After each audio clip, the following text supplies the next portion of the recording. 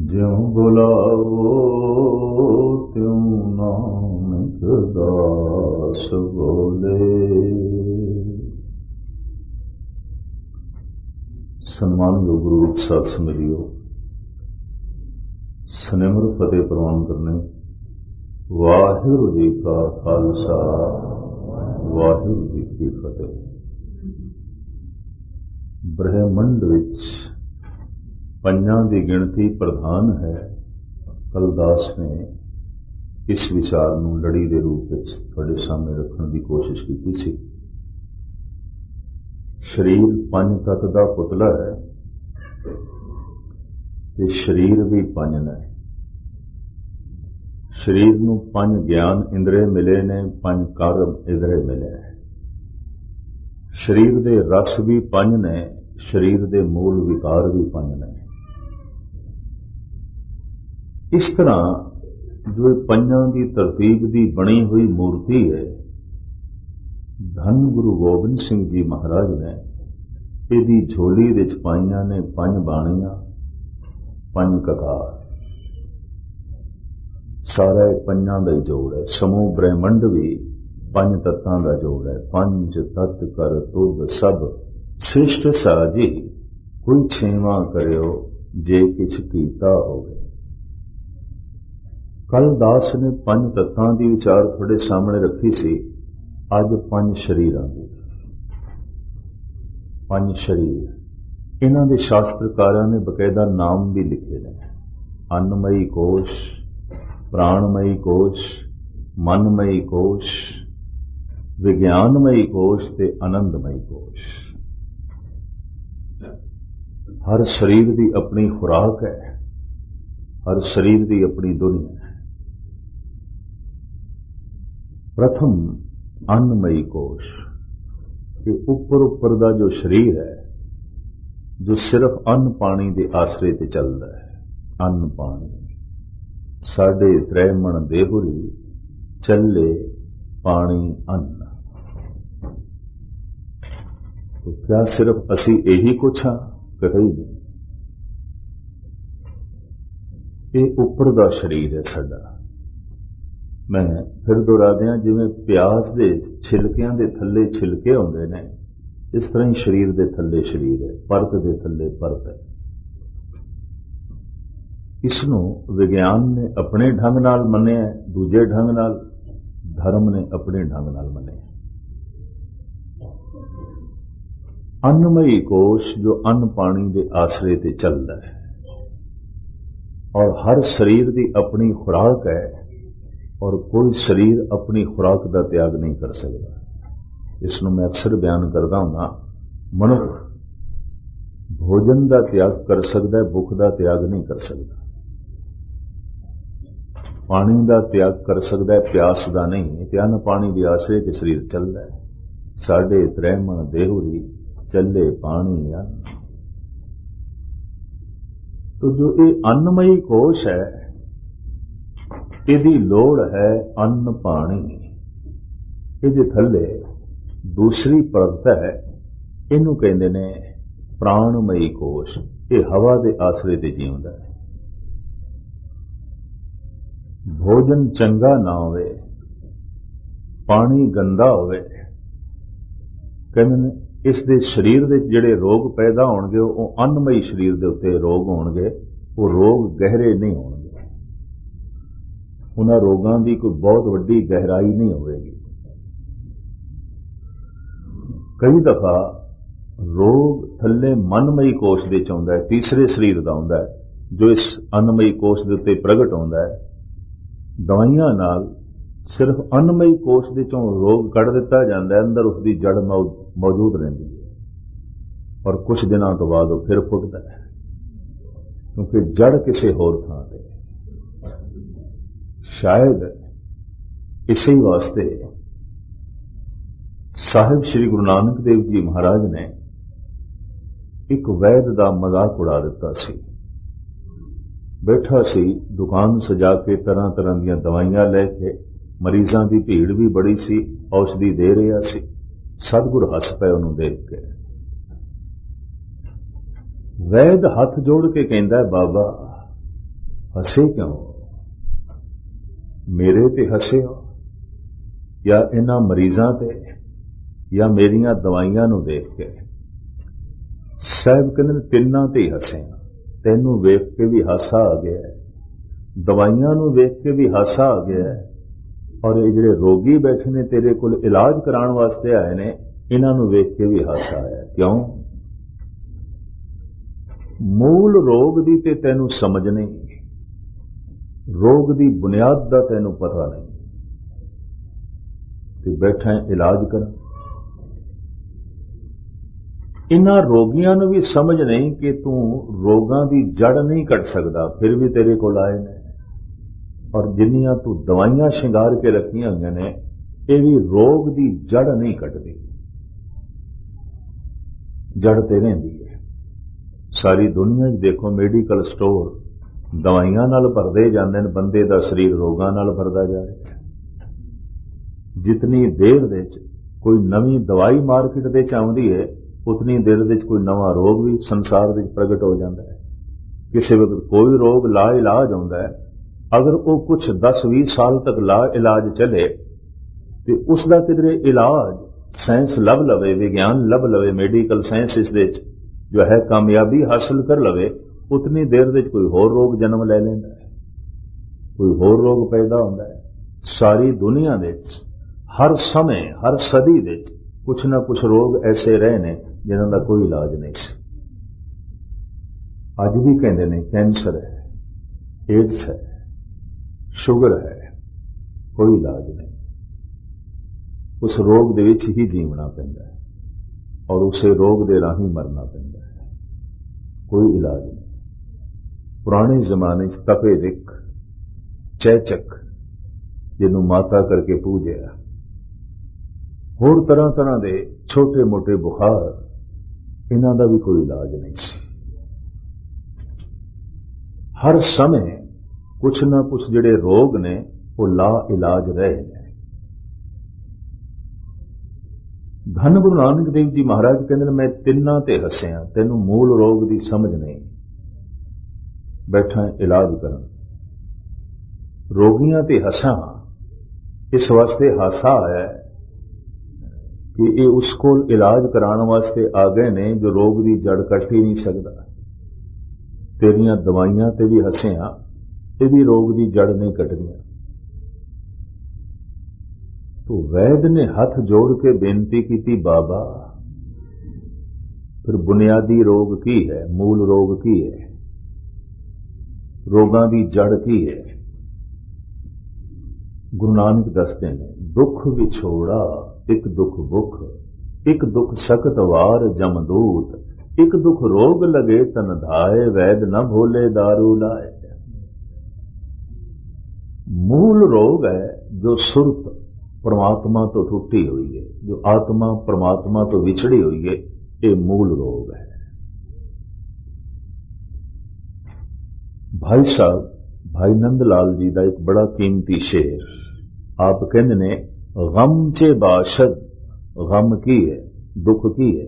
किसनू आखोगे दुख? गम चे बाशद, खुशी की है। शादी ईरानी भाषा का लफ्ज है, हिंदुस्तानी भाषा का लफ्ज नहीं है। इसके अर्थ आनंद कारज विवाह नहीं है। इसके अर्थ ने खुशी, भी फलाने का दिल बड़ा शाद है, भाव फलाने का दिल बड़ा खुश है, शाद खुश, शादी खुशी। विवाह आनंद कारज इसके अर्थ नहीं है। लेकिन मुगल काल के समय, ईरानी हुकूमत के समय यह शब्द हिंदुस्तान दे आया, खुशी लई वरतिया जांदा सी। सहजे सहजे शादी दे अर्थ हो गया आनंद कारज विवाह। वरना ये लफ्ज ईरानी भाषा का है, ये अर्थ ने खुशी। भाई साहब भाई नंदलाल आप दा फरमान, चूंकि आप दे सारे बचन परशियन दे ने, 7 दियां 7 किताबां तौसीफे सना, बंदगी नामा, दीवाने गोया, ये सारियां परशियन दे ने। भाई साहब कहते ने, गम चे बाशद, गम की है। चीज तो शादी खुशी की है। आप ही जवाब देंदे ने, बहुत सोहना। गम चे बाशद गफलत अज यादे खुदा। परमात्मा की याद तो गफलत करनी बस यही गम है, और कोई गम नहीं। परमात्मा नूं भुल जाना बस यही दुख है, और कोई दुख नहीं। ये सारे दुखों का मूल है। इसे एक दुख तो सारे दुख पैदा होते हैं। परमेश्वर ते भुलिया व्यापन सभ्य। गम चे बाशद गफलत अज यादे खुदा। चीज तो शादी खुशी की है, याद आबा मुंतहा। उस ला इंतहा परमात्मा की याद दे च लीन हो जाना बस यही खुशी है, यही शादी है, यही सब तो बड़ा आनंद है। सतगुरु कहते ने कि सुरत जो परमात्मा तो विछड़ी हुई है, ये जो विछोड़ा है, पहला दुख तो यही है। ये इको ही दुख अनेकों दुखों को जन्म देता है। शरीरक रोग, मानसिक रोग, परिवारिक रोग, आर्थिक रोग, पता नहीं कितनी तरह के दुखों को जन्म देता है। मूल रोग यही है। दुख विछोड़ा, एक दुख भुख, दूसरा रोग है तृष्णा। और तृष्णा अग्नि की तरह कभी तृप्त नहीं होती। दुख विछोड़ा, एक दुख भुख, एक दुख सख्त वार जमदूत। तीसरा दुख है जमना मरना, जमना मरना। एक दुख रोग लगे तन धाए, वैद न भोले दारू लाए। वो जो बंदा रब तो विछड़े, ये मूल रोग। और ये मूल रोग वधदे वधदे एक दिन ऐसा होता है कि शरीर के तल के उत्ते रोग पैदा हो जाते हैं, प्रगट हो जाते हैं। रोगां की जड़ शरीर दे च नहीं, हो गहरे तल दे च मन दे च। उत्थों ये सारा संतुलन डावाडोल हो है। और महाराज की बाणी का ये फरमान है, संसार रोगी नाम दारू मैल लागे सच बिना। जगत दे च रोग व्यापक है, भयंकर रोग व्यापक है। तो खैर मुख्तसर में अर्ज करा, अन्नमयी कोश, अगर पानी ठीक नहीं, अज के युग दे अन्न पानी ठीक हो गया, नहीं तो किसी जमाने पिंडां दे लोग जोड़ां दा पानी पींदे सन, उन्हां नूं नारू हो जांदा सी, तरह तरह के रोग होंदे सन, पानी फिल्टर शुदा नहीं होंदा सी। भोजन दे च भी बेतरतीबी सी और पानी भी ठीक नहीं सी। सारी दुनिया दे जिहड़े रोग सन वो अन्नमयी कोश, रोग गहरे नहीं सन। इन्हों कहते हैं आहारक रोग। तीन तरह के रोग होंगे, आहारक रोग, व्यवहारिक रोग, कर्म रोग, एकाग्रता बख्शनी। आहारक रोग का इलाज है गलत आहार दे नाल जो तन दे च रोग पैदा हो गए ने, सही आहार दे नाल वो दूर हो सकते हैं। व्यवहारिक रोग, कम धंधे दे च कुछ घाटा पै गया, ठीक हो सकता है। पर कर्म रोग, जैसे जन्म तो कोई नेत्रहीन है, जन्म तो कोई अपंग है, या उसकी मुफलसी बड़ी मेहनत करने के बावजूद भी दूर नहीं हो रही, और विघन ते विघन है, इन्हों कहते हैं कर्म रोग। कर्म रोग का कोई इलाज नहीं, भोगे बिन भागे नहीं। पूर्वलो कृत कर्म न मिटेरी घर गहन, तांचे मो जापी अले राम चे नाम। खैर ये अलग सब्जेक्ट है, मुख्तसर जो है मैं अर्ज करा।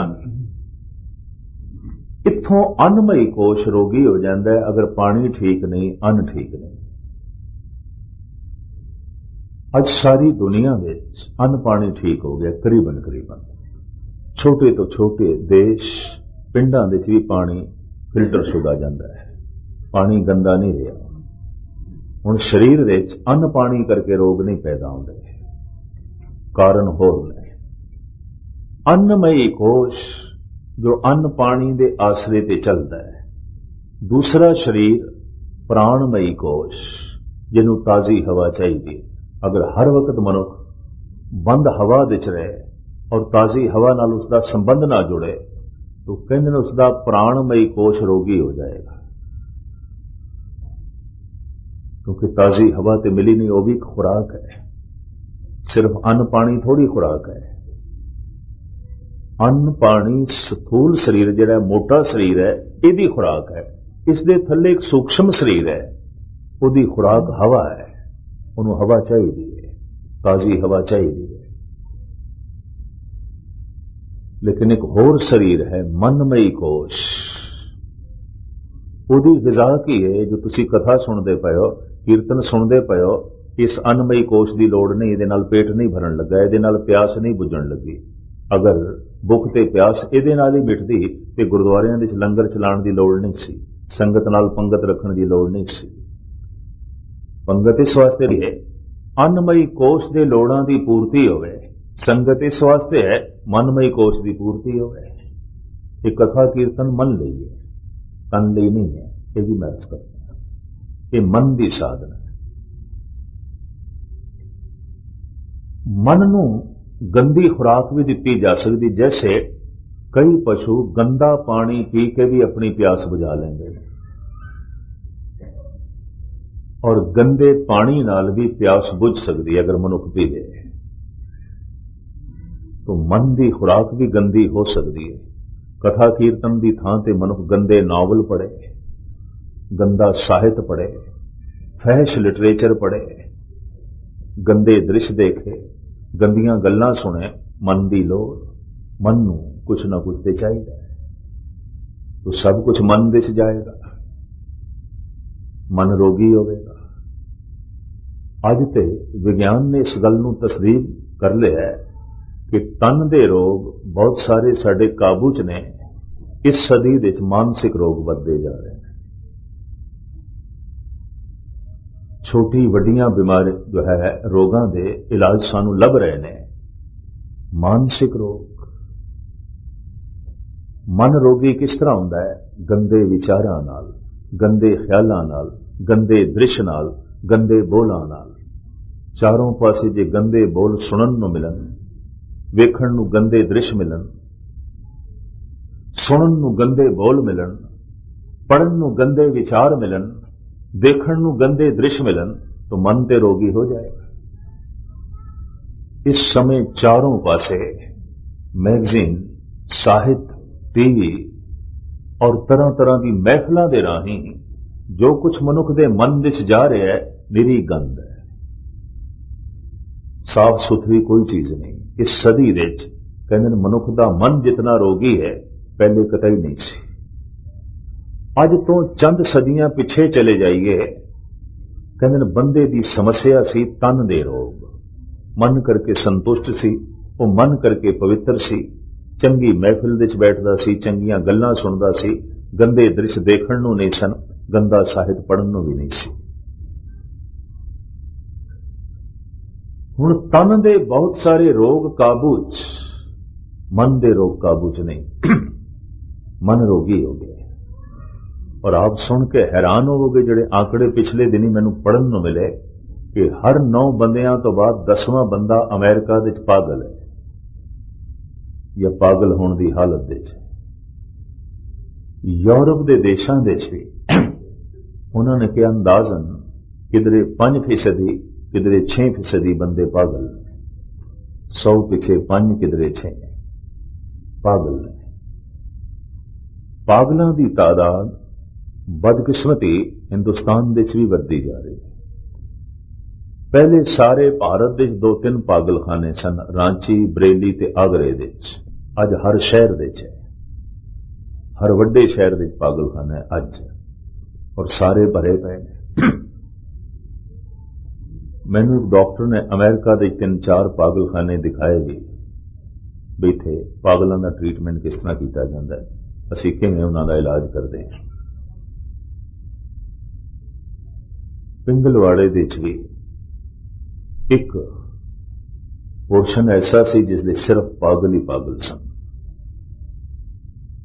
सिर्फ पागलों का उत्थे रहन सहन किया जाता सी, पागलों की देख रेख।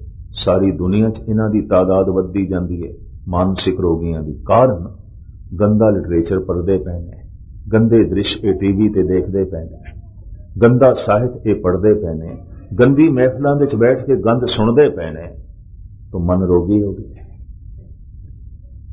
और एक दफा मन रोगी हो जाए, मन अपना संतुलन गवा बैठे, ऐसा बंदा कबूल भी नहीं करता कि मैं मन करके रोगी हाँ। तन करके कोई रोगी कबूल कर लेंदा, मैनू ये तकलीफ है, मेरा सिर दुखदा है, या मैनू बुखार है, या मैनू ये पीड़ा है। लेकिन मन करके विकारी बंदा, मन करके रोगी बंदा कबूल भी करने को तैयार नहीं।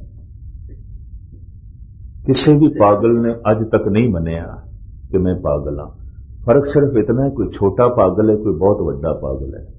थोड़े जिहा सत्संगियां नूं छोड़ के बाकी दुनिया पागल है, ये भी मैं अर्ज करते हैं। अगर किसी का क्रोध सीमा तो वध गया, किसी की वासना सीमा तो वध गई है, किसी का लोभ सीमा तो वध गया, पागल ही और की है। सतगुरु ते कहंदे अगर लोभ सीमा तो वधिया होया, ये पागल कुत्ता है, पागल मनुख नहीं है, पागल कुत्ता है। ज्यों को कर हर काया तावे दय दिस जाए, लोभी जंत न जाने भख अभख सब खाए। ज्यों को कर हलकाया, हल्का कुत्ता, पागल कुत्ता। पागल कुत्ता ते उन्होंने भी वड्डण लग पैंदा जिसने पाले होवे, मालक नूं भी कटदा है, किसी का भी लिहाज। भयो लोभ संग होरा, किसी नूं लोभ पागल कर देंदा है, किसी नूं वासना पागल कर देंदी है, और किसी नूं हंकार पागल कर देंदा है।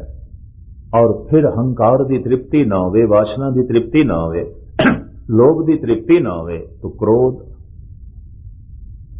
मूल रोग तीन ने मन दे, काम, लोभ ते अहंकार। मैं क्रोध ते मोह का जिक्र नहीं किया। विद्वान इन्हां दोहां नूं, इन्हां तिन्हां दी छाया मनदे ने, मूल रोग नहीं मनदे क्रोध नूं, मूल रोग मोह नूं नहीं मनदे। मूल रोग की अहंकार, लोभ और वासना, काम। जिस तो हंकार की पूर्ति हो जाए, जिहड़ा हंकार नूं पट्ठे पावे, उसते मोह आउंदा है, प्यारा लगदा है, चंगा लगदा है। जिहड़ा रोग खड़ी कर देवे, क्रोध आ जांदा है। जिहड़ा लोभ की पूर्ति कर देवे, लोभ नूं पट्ठे पा देवे, उसते मोह आउंदा है, प्यारा लगदा है, चंगा लगदा है। जिहड़ा रोग खड़ी कर देवे, उसते क्रोध आउंदा है। जिहड़ा वासना की पूर्ति कर देवे, प्यारा लगदा है, चंगा लगदा है, उसते मोह आउंदा है। जिहड़ा रोग खड़ी कर देवे, उसते क्रोध आउंदा है। क्रोध ते मोह उकसाहट नाल पैदा होणगे, बाकी ये तीन हर वक्त मनुख दे अंदर आउंदे ने, हंकार, लोभ, काम। सोचनी दे चाहुंदे ने, मन दे फुरनियां दे चाहुंदे ने। जैसे तन दे श्वास पे चलते हैं, नबस भी चलती है, मन दे हंकार चल रहे और की है, मन दे लोभ चल रहे है, मन दे वासना चल रही है और की है। जिस तो पूर्ति हो जाएगी वो प्यारा लगेगा, जिसने रोग खड़ी कर देती उससे क्रोध आएगा। क्रोध ते मोह एक छाया की तरह इन्हां तिन्हां दे नाल रहिंदे। और जे क्रोध पैदा हो गया है तो कहंदे क्रोध वक्ती पागलपन है, और पागलपन अस्थाई क्रोध है। इसका बड़ा लंबा चौड़ा गुरु ग्रंथ साहब जी महाराज विच निखेड़ा है। गुरु ग्रंथ साहब जी महाराज आत्म ज्ञान ते हैं, पर यह मनोविज्ञान भी है और यह विज्ञान भी है, प्रकृति की खोज भी है, इत्थे कला भी है, संगीत, गीत, जिंदगी के हर पहलू की, हर पहलू का ज्ञान मौजूद है। किसी भी पक्ष तो मनुष्य खोज करे। तो मुख्तसर जो है मैं अर्ज करा, क्रोध वक्ती पागलपन है। पागलपन अस्थाई क्रोध है। जिथे क्रोध टिक गया, पागल हर वक्त क्रोध विच उबलिया रहता है। और फिर बदकिस्मती ये है कि किसी भी मानसिक रोगी ने अज तक कबूल नहीं किया कि मैं रोगी हाँ। इस संबंधी एक घटना मैनू चेते आ गई। सन 61 की गल है। आगरे का नवा पागलखाना बन के तैयार होया। उसकी बिल्डिंग पुरानी छोटी पै गई, पागलों की तादाद बढ़ गई, तो एक बहुत वड्डी नवी बिल्डिंग बनाई गई। मेंटल हॉस्पिटल बहुत बड़ा जीटी रोड से बनाया गया। रब दी नेत उस वक्त दे प्राइम मिनिस्टर पंडित जवाहर लाल नेहरू तो उसका उद्घाटन कराया गया, उसनों बुलाया गया। भी तुसी आके उद्घाटन करो। कहते ने वो पहुंचे, उद्घाटन करन तो बाद जिहड़े मरीज सन, जिहड़े पागल सन ना, उन्हां नाल उन्हां दा तारुफ भी कराया गया। एक पागल ऐसा सी जो तमिलनाडु तो सी और बड़ा चोटी दा कवि, बहुत वड्डा लिखारी, कई किताबां दा लिखारी, बड़ा अजीम चिंतक, बहुत गहरा दार्शनिक फिलोसफर, लेकिन पागल हो गया, संतुलन गवा बैठा।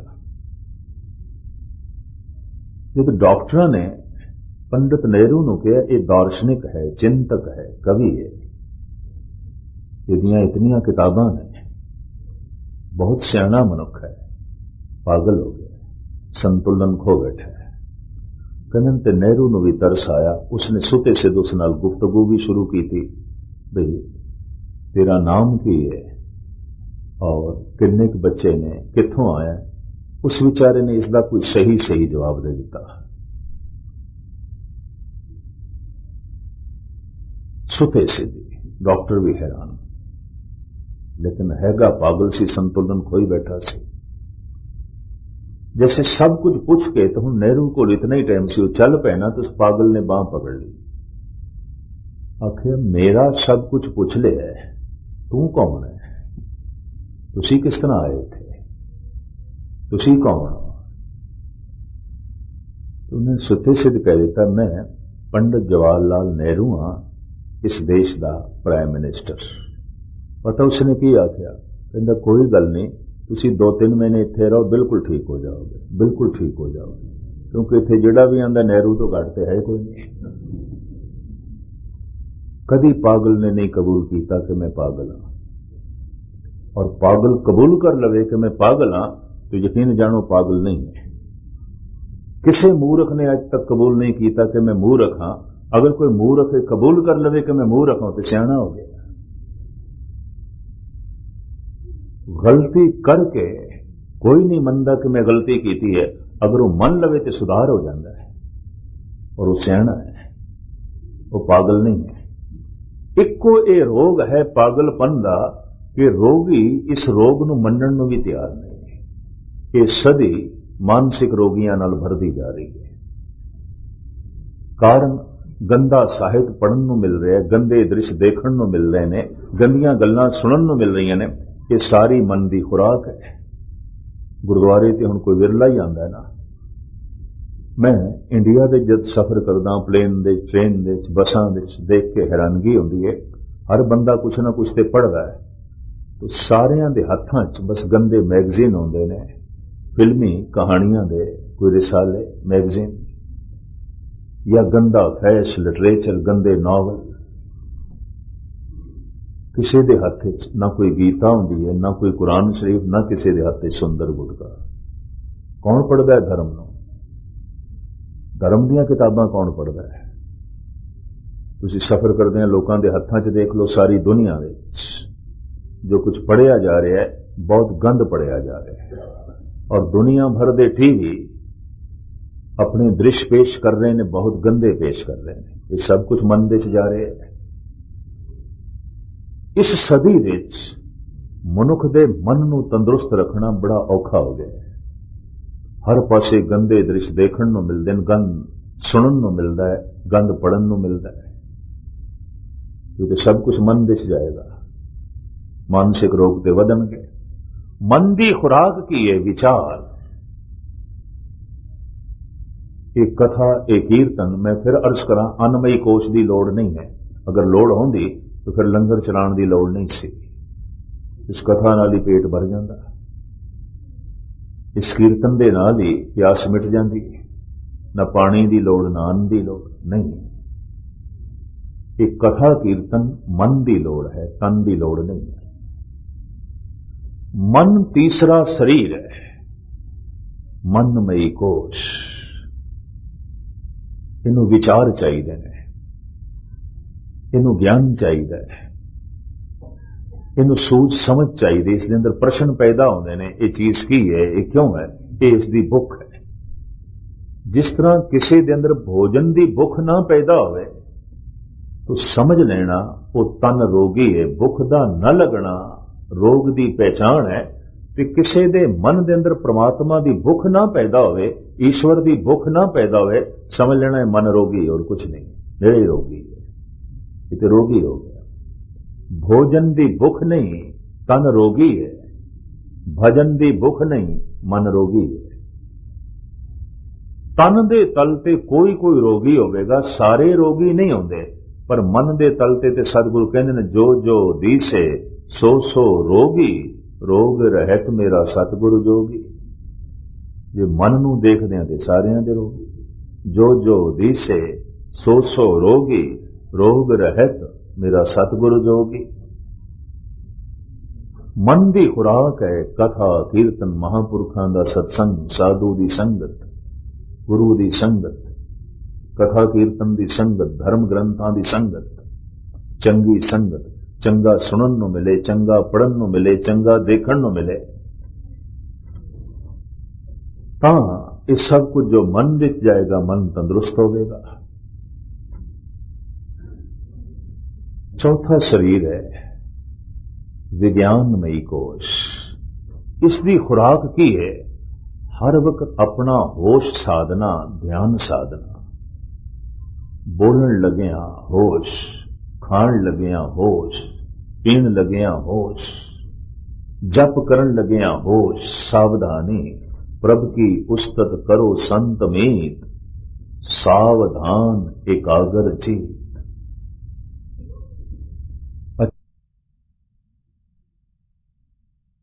आनंदमयी कोश, पंच कोश ने अन्नमयी कोश, प्राणमयी कोश, मनमयी कोश, विज्ञानमयी कोश, आनंदमयी कोश। तन नूं अन्नमयी कोश नूं निर्मल पानी मिले, स्वच्छ भोजन मिले ते लोड़ अनुसार खाधा जाए तो अन्नमयी कोश तंदुरुस्त रहिंदा है, ठीक रहिंदा है। ताजी हवा भी मिलती रहे, मनुख नूं स्वच्छ हवा मिलती रहे।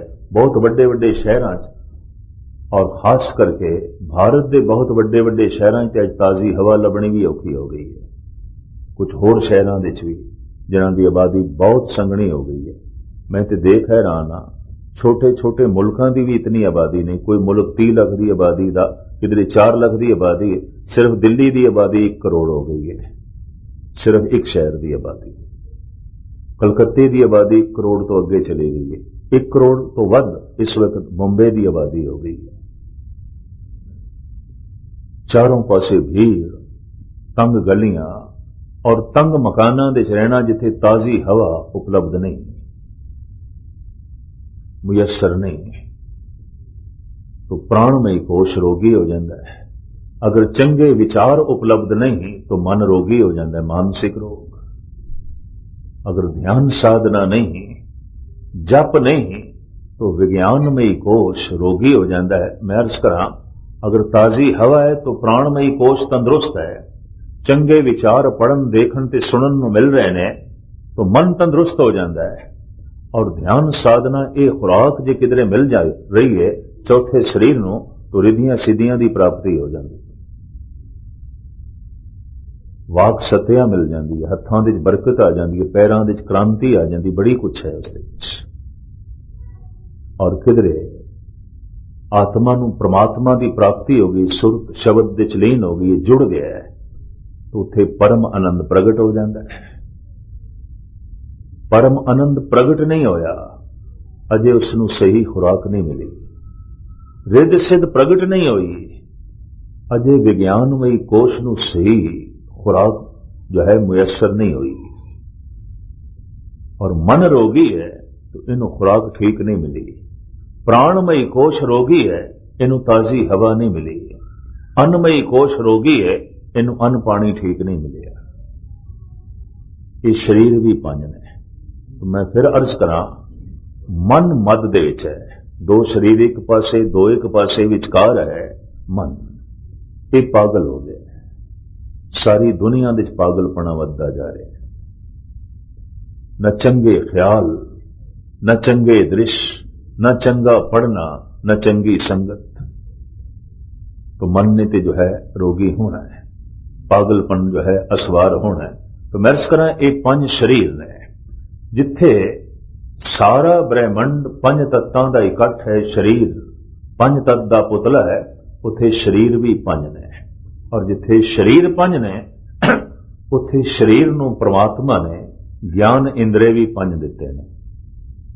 कुछ वेख के ज्ञान लेने आ, सुन के ज्ञान लेने आ, और चख के ज्ञान लेने आ, स्पर्श करके ज्ञान लेने आ, सूंघ के ज्ञान लेने आ, सुगंधी है, दुर्गंधी है। पंज ज्ञान इंद्रिय ने, पंज रस ने, पंज कर्म इंद्रिय ने। और इसे तरीके दे नाल बंदे दे मूल विकार भी पंज ने।